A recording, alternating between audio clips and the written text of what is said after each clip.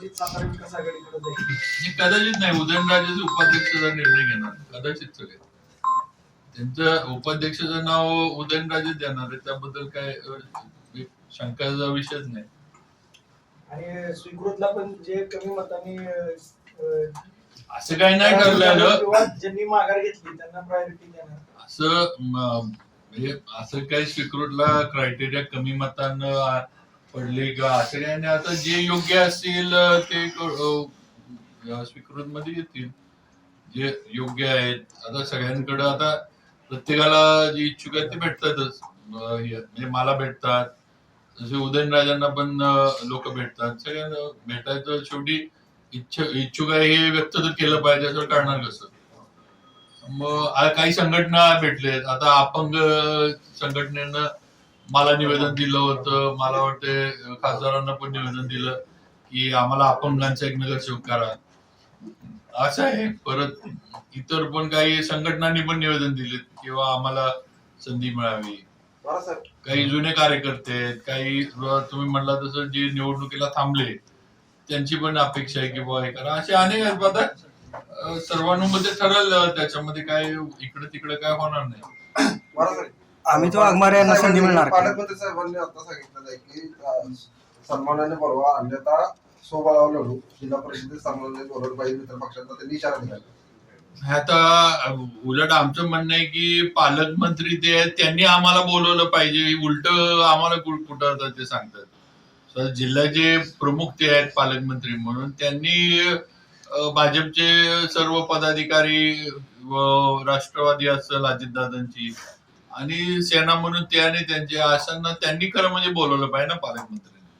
आम्ही पालकमंत्र्यांनी बोलवल्यावर येणार नाही, जाणार नाही असं कुठं म्हटलं कधी. त्यांनी उलट आमचं म्हणणं आहे त्यांनीच बोलवलं पाहिजे आम्हाला, ते आमचे पालकमंत्री आहेत, त्यांनी ती भूमिका घेतली पाहिजे किंवा या बसा चर्चा करा युतीच्या बाबतीमध्ये. आता काय ठरल त्याच्यावर आहे. आता आम्हाला पण आमची वरिष्ठ जे नेतृत्व म्हणा, मुख्यमंत्री असतील फडणवीस साहेब, रवींद्र चव्हाण साहेब असतील, बावनकुळे साहेब आहेत, ही काय भूमिका घेतात, काय आम्हाला वर्ण सूचना देतात, त्याप्रमाणे आम्ही करणार. आम्ही काय वरच्या ज्या सूचना आम्हाला येतील त्याच्या बाहेर आम्ही काय कुठं जाणार नाही.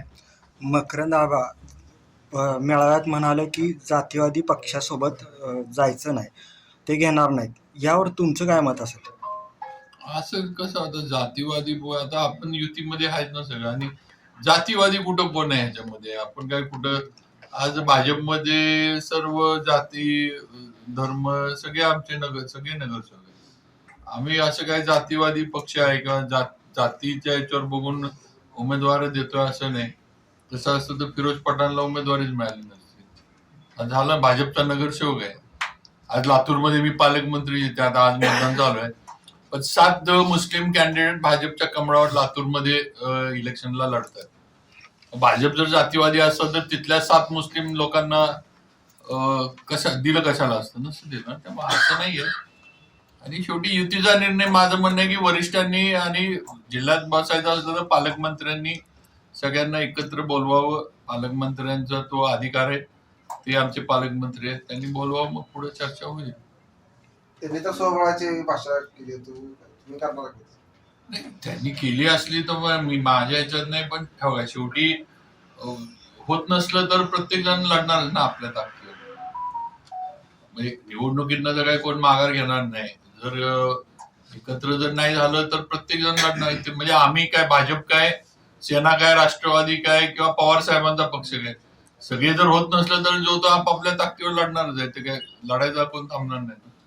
स्वीकृत नगरसेवक आणि सभापतींच्या अनुषंगाने काय वाटाघाटी दोघांच्या मध्ये झाल्या? नाही, वाटाघाटी असे काय नाही. हो, आम्ही मी पहिल्या दिवशी पण इथं ज्यावेळेला अध्यक्षांनी पदभार स्वीकारला त्या दिवशी पण सांगितले की आम्ही सगळे 40 जण जे निवडून आणले ते भाजपचे म्हणून निवडून आणले. पूर्वीच्या आघाड्या होत्या, पूर्वी 2 आघाड्या वेगवेगळ्या होत्या, हे पूर्वीच होतं. आज आम्ही इथं बसताना सगळेजण भाजप म्हणून बसतोय. लोकांनी पण मतं देताना हे 40 जण किंवा आमचे जे 52 जण लढत होते त्या आम्ही भाजप म्हणून लढत होतो, कमळाच्या याच्यावर लढत होतो, आणि आम्ही येताना निवडून कमळाच्या याच्यावर भाजप म्हणून आलो. तेव्हा आमच्यात काय असं वेगळा विषय नाही, काय नाही. आता काय थोडंफार तुम्ही प्रसार माध्यमांनी ही आघाडी ती आघाडी आणि भाजप वेगळं असं तुम्हीच तयार केलंय असं माझं तर स्पष्ट मत आहे. असं काय नाही, एकत्र बसून हे होईल, निर्णय होईल आणि सगळं काम करताना पण सगळे आम्ही एकत्र मिळून काम करू. काही कुठली अडचण नाही आहे आणि येणार पण नाही. पाटणमध्ये सत्यजितसिंह पाटणकर यांना बळ देणार काय? हो, आमच्या आता पक्षाचे जे पदाधिकारी आहेत, पक्षात त्यांनी प्रवेश केलाय म्हटलं आम्ही म्हणजे सरकारकडनं किंवा शासनाकडनं जे काही त्यांना हे लागेल ते 100% आम्ही त्यांना हे करणार. भाजपसोबत अपक्ष पण आलेत आता. तुम्ही आवाहन केल्यानुसार मग पक्षांना संधी मिळू शकेल या निवडणुकीमध्ये? आता सभापती पदांमध्ये लगेच देता येईल का नाही हे मी आज नाही सांगू शकत, कारण आता जी निवडून आलेली आहे अधिकृत त्यांचा मला वाटतं विचार हा आधी करणं गरजेचं आहे. मग नंतरच्या ह्याच्यामध्ये निवडींमध्ये म्हणजे 5 वर्षाचं कालावधी आहे.